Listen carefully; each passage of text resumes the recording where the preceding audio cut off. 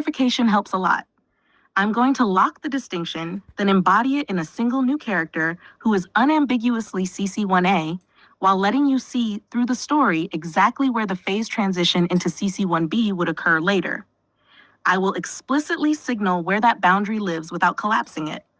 I will do this in prose, not taxonomy, because CC1A is best understood before language. New CC1A character. Location: Boise, Idaho, Kent Island, Maryland, any non-core media city. Occupation: operations analyst, project coordinator, remote knowledge worker, night shift percentile. Top 10% of YouTube watch hours for 4 to 8 consecutive years. Jordan does not think of themselves as a curator. That word would feel pretentious to them. Jordan thinks of themselves as someone who just watches a lot of YouTube. That phrasing matters. It is how CC1A self-identifies. There is no self-concept of method yet, only appetite. Jordan's YouTube life is dense. They watch long-form almost by default. 2-hour conversations do not scare them. Live streams feel normal. Having something playing while they cook, work, or decompress is not a habit. It is the background condition of their adult life. They know which creators they trust, but they do not fully know why they trust them. They can feel quality, but they cannot articulate structure. Jordan saves videos. Constantly. Watch later is bloated. Subscriptions are bloated. Their home feed feels half useful and half noise. They sometimes sense that they are missing important ideas because they cannot remember where they encountered them, or because one good video should have led to 5 others, but did not. This friction has been present for years, but Jordan has never framed it as a solvable problem. It feels like entropy. It feels like the cost of abundance. That is CC1A. The key CC1A constraint, this is the hard boundary. Jordan has never independently attempted to systematize their consumption. Not once. They have not invented folders, frameworks, or personal taxonomies.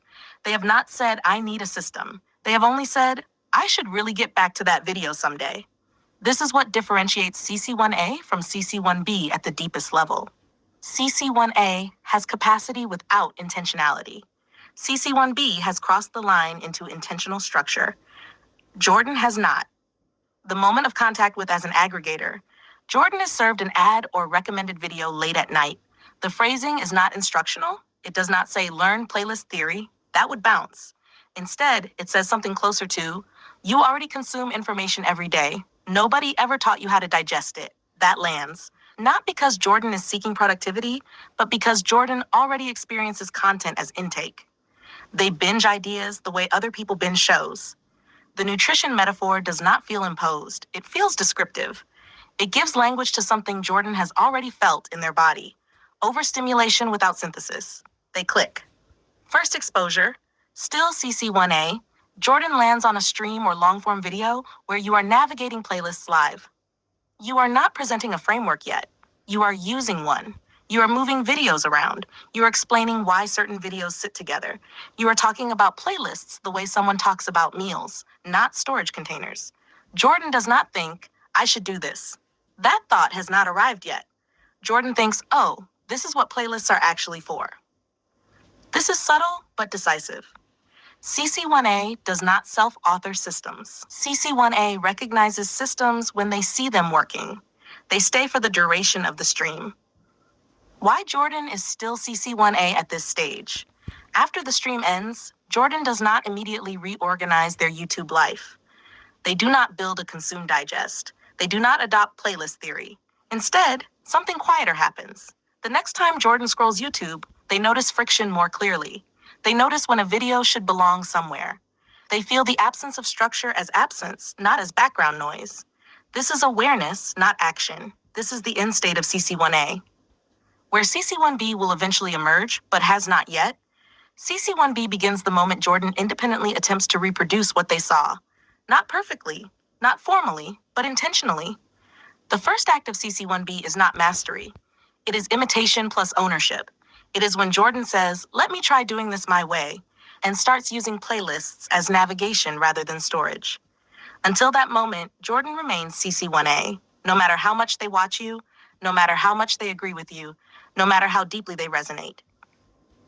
Why CC1A is the correct paid ads target? Jordan does not respond to claims of expertise. They respond to recognition.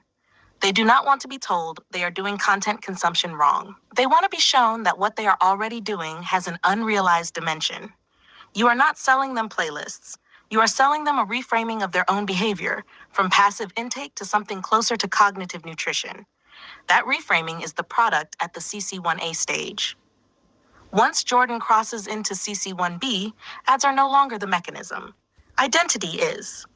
If you want, the next step would be to write the same character again 6 months later as CC1B, using the same name and life, but with a different internal monologue, so you can see exactly how the language, tone, and calls to action must shift once the phase transition has occurred.